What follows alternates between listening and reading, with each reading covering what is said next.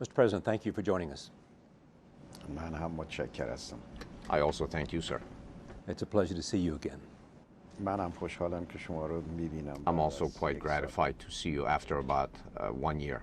The United States has announced bombing raids in Syria. They notified you beforehand. Were you notified?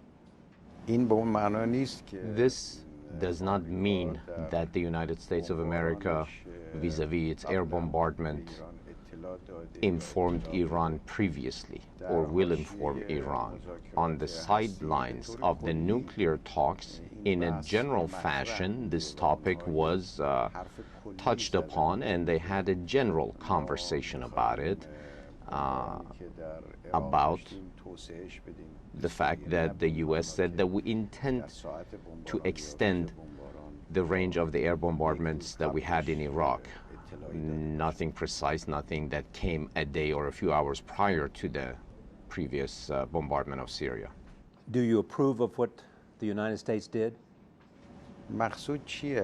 یا آمریکا فکر What is the meaning? Does the United States think that with a few bombardments will be able to destroy terrorism and make them suffer damages? If that's the general thought, then it's incredibly simple thinking vis-a-vis combating terrorism, including the fact that this terrorism has been taking the lives of Syrians for the past 3 years. How come is it that now the United States is thinking about combating them and defeating them? I assume they would say they became alarmed by the success of ISIS.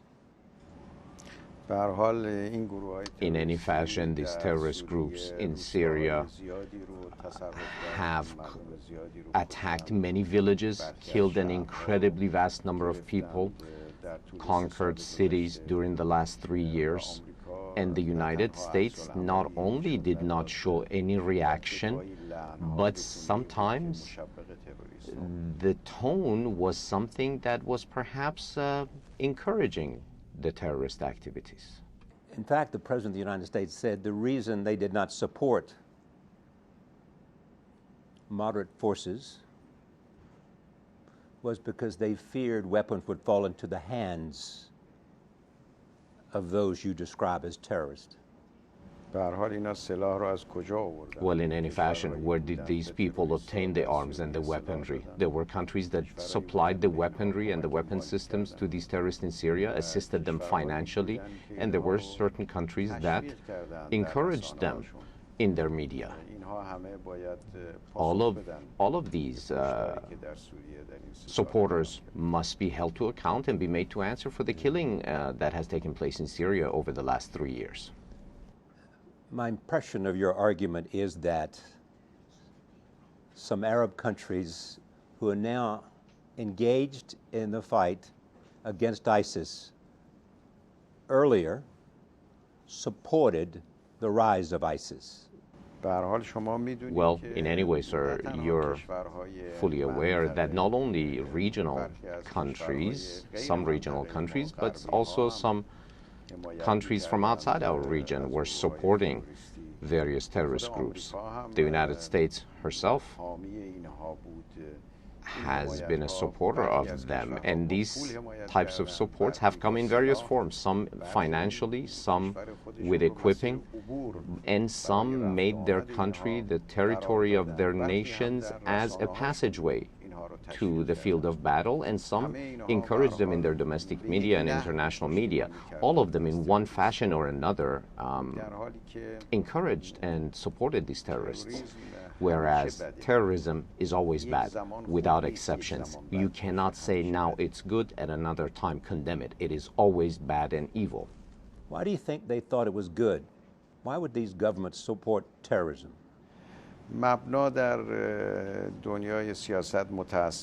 Unfortunately, in the world of politics, the understanding for some is such that when an objective becomes of paramount importance, for example, the toppling of a certain government becomes of utmost importance, then they allow themselves to use any means any means in order to reach their own objective.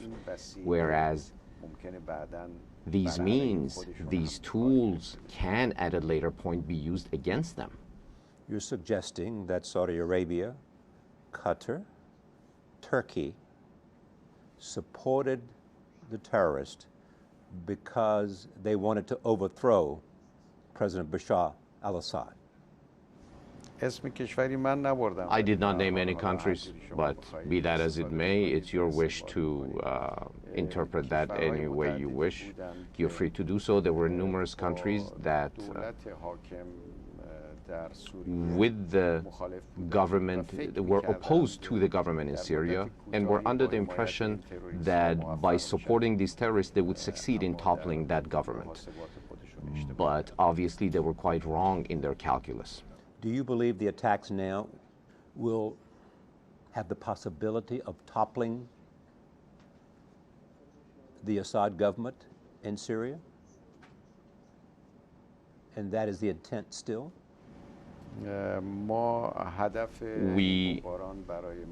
For us, the objective of these bombardments, these aerial campaigns are not clear, and we do not know the final objective, the end game for those who carry out these air bombardments. Anything can be the objective.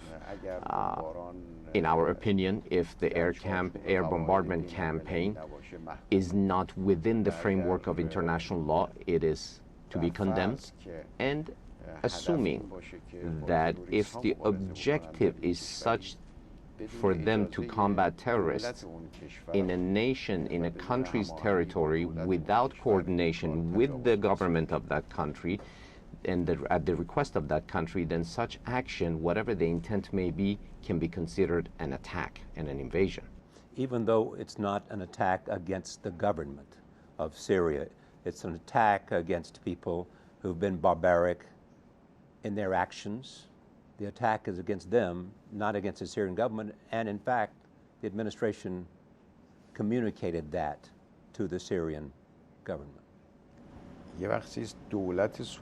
At some point, the Syrian government, let's assume they can ask. That would be one way of going about it.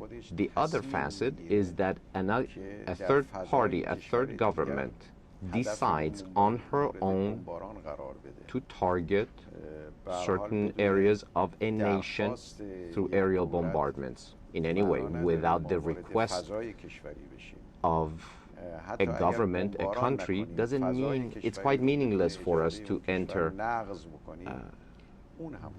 their country in any way, shape, or fashion through air bombardments or otherwise. So it is, these are wrong actions. Even though you have been outspoken in characterizing ISIS as a threat, you've made it clear that they have to be stopped. You've criticized them for even using the name of Islam. All of that is correct, absolutely. This group is a terrorist group, and an extremely dangerous group, extremely savage and barbaric in their conduct and their actions, and inappropriately and wrongly use the name of Islam and the faith of Muslims, and all of their actions unequivocally are against the culture and the teaching and the traditions of Islam. But that doesn't mean that if a group in a country conducts terrorist activities, another country, without coordination and without permission of the central government of the victimized country, can enter even their airspace, albeit, and carry out an air bombardment campaign. I think this is quite clear for everyone to understand and to analyze. There is no room for other interpretations. If anyone wishes to carry out any operations, air campaigns or otherwise, they need to do so with the permission of the government of that country. What are your conditions for Iran to be engaged in the battle against ISIS? What's necessary for Iran? I spoke of this previously. Any country in whose territory a group of terrorists are active, if the government of that country formally requests of the Islamic Republic of Iran for assistance, we will assist them against those terrorists. And that is true in terms of your previous relationship with the government fighting in the civil war in Syria. Because Bashar al-Assad has characterized all the opposition forces to him as terrorists in the civil war. No, what I'm saying is that if we label a group as terrorists, we're not seeking to speak of something that we have doubts about. A group in a country are carrying forward terrorist and barbaric activities. We know they're terrorists. If the government of that country formally requests of us to assist that government against that group of terrorists, we will certainly render that assistance. Is there a possibility here of some kind of grand bargain in which, if there is progress in the nuclear talks, you would be more acceptable to participating in the fight against ISIS? We do not connect the two issues. Fundamentally, the nuclear talks and the fact that we must, all of us, see progress, tangible progress, and resolve the issues, we do believe that the resolution of those issues benefits all.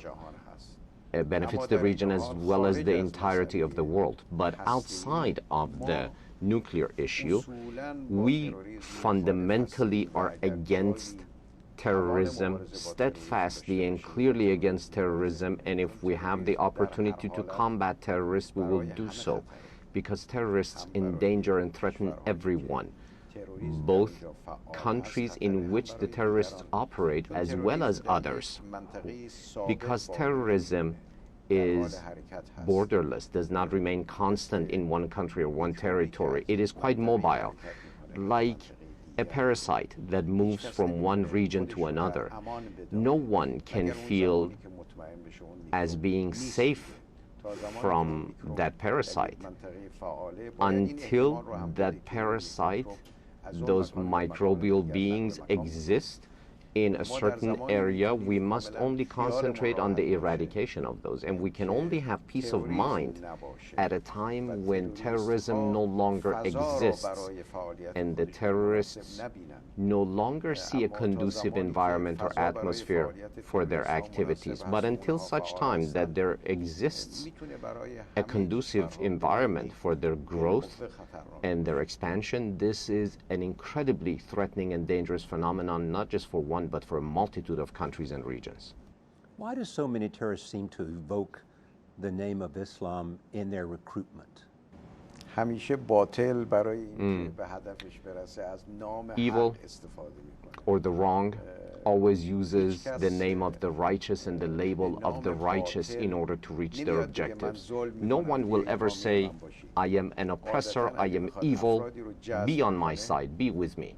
If they wish to be able to attract recruits, they will come up with slogans that are desirable. In our region, Islam, the faith, is quite attractive for the youth of our region.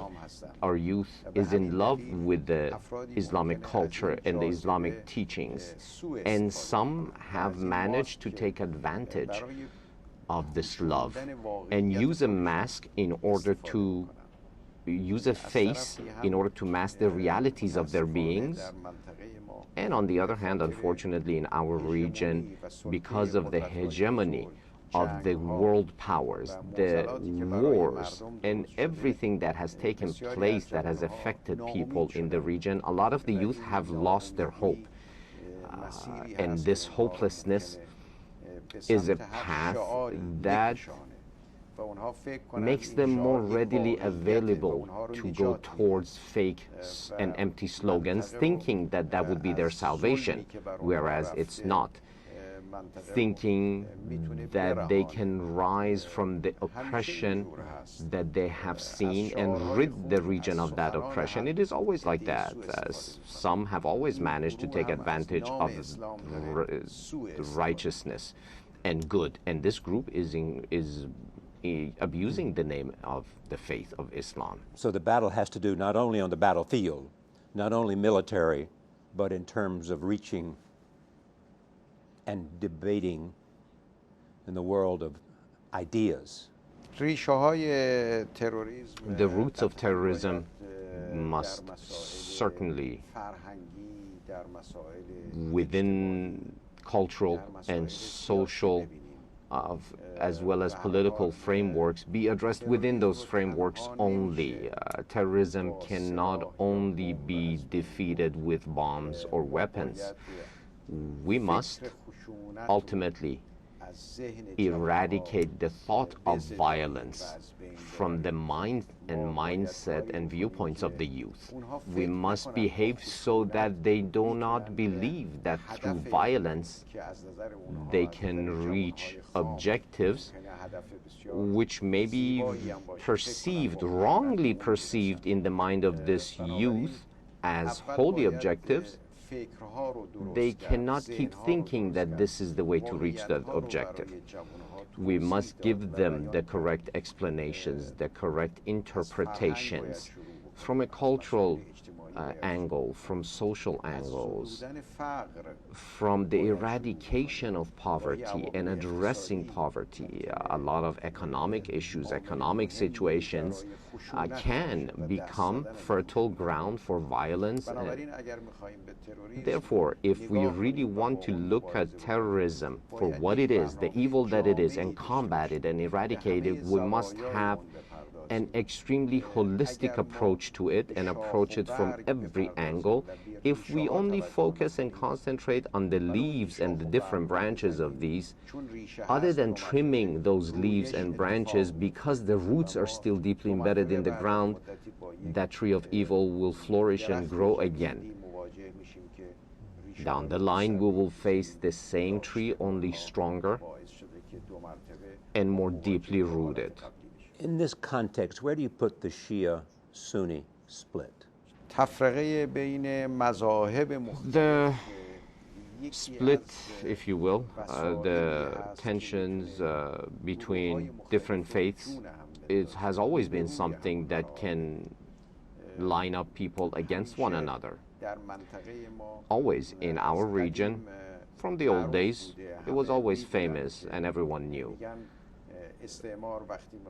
They said that when oppression wanted to enter the region and take advantage of the region's peoples and resources, they always sought to do so by creating gaps between the different faiths or the sects practiced in the region. So these religious beliefs or sects are something that in their mind can easily justify lining people against one another. And those who keep thinking about the conflict between Shia and Sunni are certainly fundamentally against both sects. They're not Shia, nor are they Sunnis. And many certainly believe that a religious culture has no place in society. And these have been tools, a multitude of tools that have always been used throughout the region. The reality is that both Shiite and Sunnis believe in one holy book, and many, the greatest majority of their thoughts and beliefs are common thoughts and beliefs. Yet many people view the struggle in the Middle East today beyond the struggle against terrorism as a struggle for influence in the region between two primary powers, Iran and Saudi Arabia. A contest for influence. به هر حال ایران و عربستان Well, Iran and Saudi Arabia have lived across the water closely to one another for many centuries. The people of Saudi Arabia, even now, many of them travel to Iran every year for pilgrimage, and many Iranians go to Saudi Arabia for pilgrimage as well. And we have always been two neighbors that throughout the many years of long history have managed to live well next to one another. Yes, Saudi Arabia sure could be a regional power. Iran could be a great regional power. There are other regional powers. Absolutely, absolutely. But there are other regional powers. Turkey? همینطوره Surely, ترکیه هست surely. در Turkey, آینده عراقی قدرت in بزرگ در the منطقه future, خواهد بود. Iraq will be a great power به in هر the حال، region. In any ما way, باید در کنار هم we زندگی must بکنیم. live next to one another.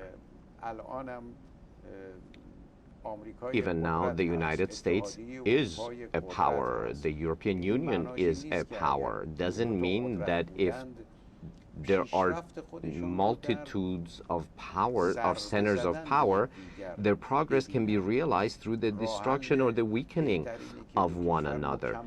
The best solution for mutual progress is for both countries to collaborate and cooperate and seek to obtain their mutual objectives for the progress of not only one another but for the region as a whole.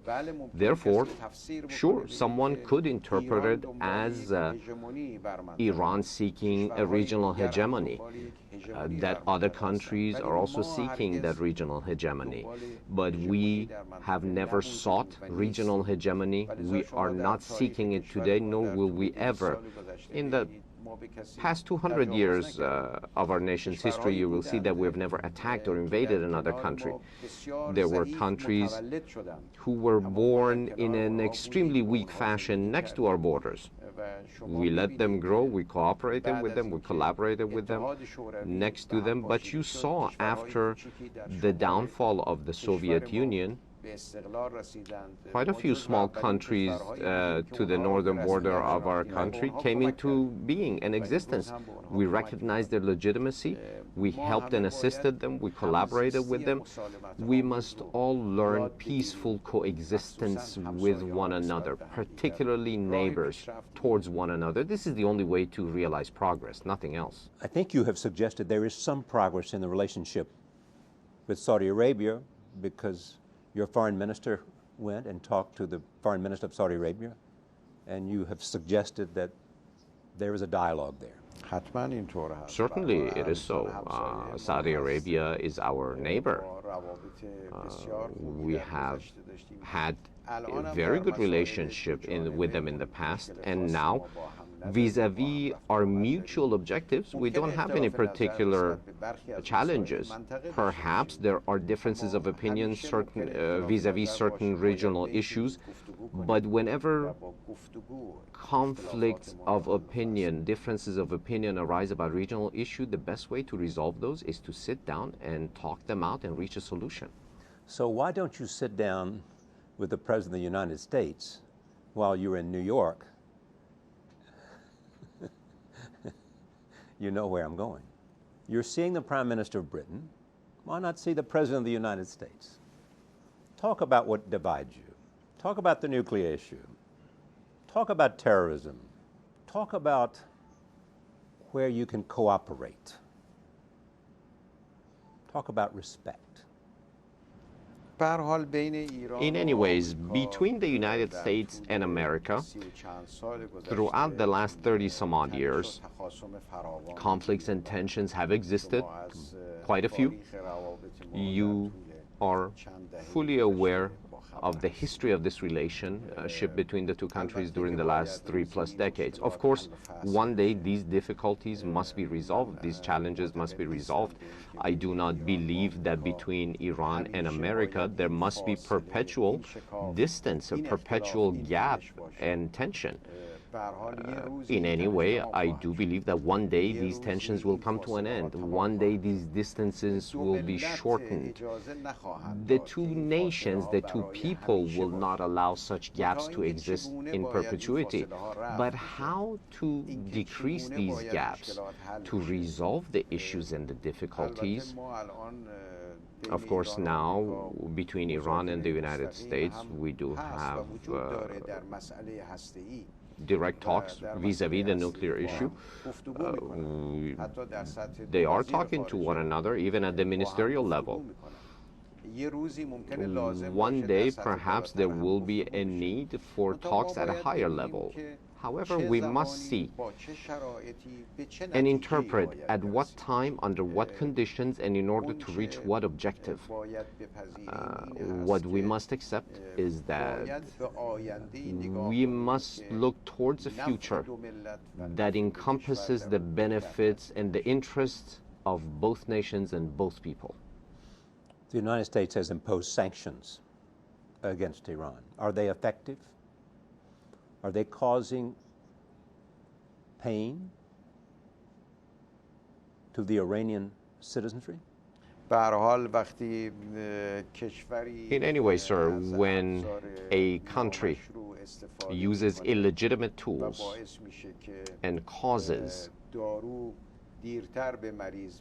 for the delayed receiving of medications by those who are gravely ill, this causes hardship for those who suffer ailments because of the lack of medication in their country. Sanctions are extremely oppressive, have been extremely oppressive and unfairly imposed, and have been quite damaging at a human level, if nothing else. You are fully aware that during a period of time, people either did not have access to medication or had to pay exorbitantly high prices for those medications, could not obtain the tools and the raw materials that they needed because of the sanctions. So all of this in aggregate means that a nation, a people have suffered. But these pressures are also exerted, perhaps involuntarily, against the source. So it is a double-edged sword. Both sides will suffer the pain, for the imposer of the sanctions and for those on whom it is imposed. But what is important is that our people did not surrender in the face of these sanctions for their own right. They have stood up for their own rights. And fundamentally, we see sanctions as a wrong path to follow, as a wrong tool to use, and the path to resolve any issues that may exist between two countries. As you touched upon earlier, it is the table of conversation and talks and understanding, not using illegitimate tools. Then why not talk to the President of the United States while you're in New York and he's in New York? I did answer this question. Between two nations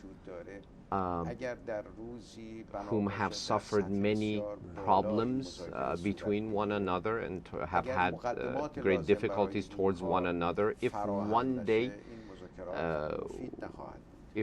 the appropriate foundation hasn't been laid for such a meeting, if the appropriate aim has not been calculated, then it will not be fruitful. So today, the conditions do not dictate such a meeting. We do not want to put on a show. Our people do not enjoy a show or theater, and certainly that is also something that the people of the United States do not wish for. Nor does the President want to do that. Therefore, let's let the time mature, during which such talk and such meeting can be fruitful towards resolving problems and issues. What does time have to cure? What is it that time will take care of? What is the essence of the conflict? Is it nuclear intentions? You say for peaceful uses. They believe for weapons. Is it political? Well, it emanates from this. We can sometimes, as humans, perhaps we're keen on denying realities because those realities may not be very comfortable, because we may be under the wrong impression that we can change realities. When the Islamic Revolution took place in Iran and the people of Iran succeeded with their own will in managing the affairs of their country, and someone who was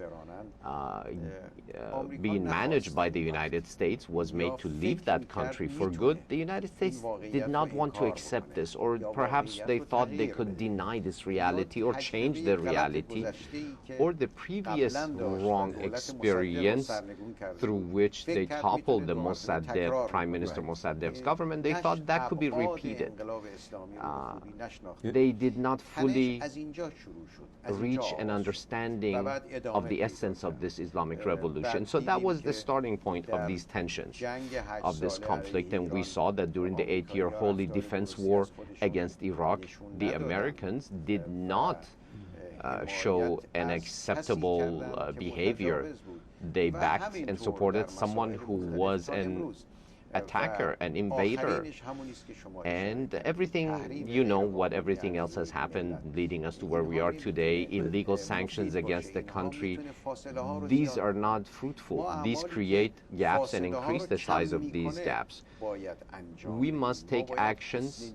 We must show our goodwill so that these gaps will decrease. If we made a mistake in the past, doesn't mean that we need to repeat it. That we're not doomed to repeating our mistakes. When American politicians and the American government takes that decision, certainly, I assure you, the conditions will change noticeably. What I mean is that they should decide to accept the realities of Iran, to accept the realities of a nation of Iran, and accept the unalienable rights of the people of Iran. Certainly, in result of this recognition, the situation will change. You believe the president has said that the nuclear issue has a November 24th, I think, deadline. He said it's 50-50. What do you think? Do you think you will reach an agreement with the United States over nuclear issues by November 24th? What I can say is that if the serious will exists in both sides, then certainly this agreement is within reach. From our side, certainly this serious will does exist in order to reach an agreement so that we can resolve and put away the points of contention that exist between the sides today. But the same willingness must exist in the counterparts. We must not seek to chant slogans to say, well, we have been victors in these negotiations, or the other side have been losers. What if we both say that the only slogan that we chant is that it has to be a win-win situation for all sides involved, so that the rights of all nations are respected, and ultimately all international rights and laws can be respected. Then certainly before the deadline that's remaining ahead of us, we will succeed in resolving this issue. Then describe your win-win. What is a win-win for the president of Iran on the nuclear issue? In my opinion, this win-win is quite clear. It is what has been written in international laws and agreements. Iran has the right to use all available nuclear technology for civilian purposes. Iran will not be discriminated against in reaching these rights. Iran is a signatory to the NPT and must be treated like all other countries who are signatories. And if there are any reasons for lack of confidence, we are willing to erase the reasons for those lacks, for those confidence that is lacking. So the conditions must be created as a win-win for both sides. So the win means that Iran must be victorious in safeguarding every right to use peaceful nuclear energy and technology, and our interlocutors must also be assured with certainty that there will be no deviation from this. And there'll be no nuclear weapons and no effort. But the supreme leader has said Iran needs 190,000 centrifuges. Is that reasonable? What we want is to have the ability to use various sources of energy, meaning having the ability to provide for our electricity needs through various ways. You do know that now we do have a power plant in Boucher. You do know that we are in conversations with Russia. You do know that we are in talks with Russia for new power plants. We do want, both in the construction of power plants, to reach a point of self-sufficiency, to be able to build the nuclear power plants ourselves, as well as providing for our own fuel with self-sufficiency. You do know that when a power plant is made operational, perhaps it can function for 50 or 60 years, but 3 times a year, the fuel needs to be replaced. So 3 times a year, we do need to provide for new fuel and bring it to the power plant. So we do need to be self-sufficient in the arena of providing fuel for our own need for at least one installation similar to Boucher, as well as the reactors that are used for radioisotopes. We also want to be able to provide for the fuel needed for that. So the calculus between our experts and subject matter experts is to be able to provide the fuel needed for an installation such as the one we have in Boucher, as well as the Tehran reactor, which is used for medical research and nuclear isotopes production. If we can reach these objectives, we will have a need for 190,000 SWU. Right. So for those 190,000, you can say that it is the fuel needed for one power plant. Do you believe the present attacks against ISIS in Syria will be successful? You mean the United States air and the other bombardment? Arab countries, with the support of the Free Syrian Army? That's the strategy. It is not clear for us what they are seeking, whether they're under the pressure of their own domestic public opinions and they want to put on a show, a theater for public consumption, or they're after a tangible, a real objective in the region. It is not crystal clear for us. But what I can tell you unequivocally, no terrorist group can be eradicated and destroyed through aerial bombardments only. No one believes that. No one believes that. The United States doesn't believe that. The Arab countries don't believe that are supporting the United States. They understand that. That's why they're focusing on the training of the Free Syrian Army, Syrians, to combat the terrorists in their own country. So in other words, they want to put more fuel on the existing fire. No, they want to destroy the terrorist. This is not the way, sir. The way to combat terrorism, sir, is not for us to give birth to another terrorist group in order to stand up against an existing terrorist group. These are the series of mistakes that have composed the rings of the chain that have taken us from where we were to where we are today. We must accept the realities. We cannot organize armed groups of fighters in order to reach our objectives. Thus far, they were sadly mistaken, those who equipped and trained these terrorist groups, and the same mistake will be repeated if they seek to do the same from this point on. I do thank you very much. I do wish you continued health and success. At the very least, I do hope that I was able to answer some of the questions you had in mind. Thank you so much, and God bless you. Thank you very much, Mr. President.